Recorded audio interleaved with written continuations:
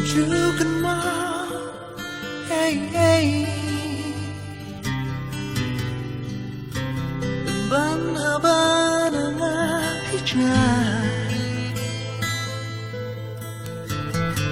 ganun ang blaw marway, katapitan dan lang ba nga, tunjukkan mo, hey, hey, haba ng hijay,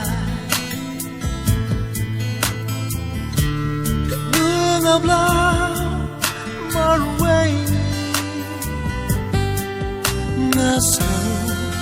ka dyan marway, nasaan ka dyan marway.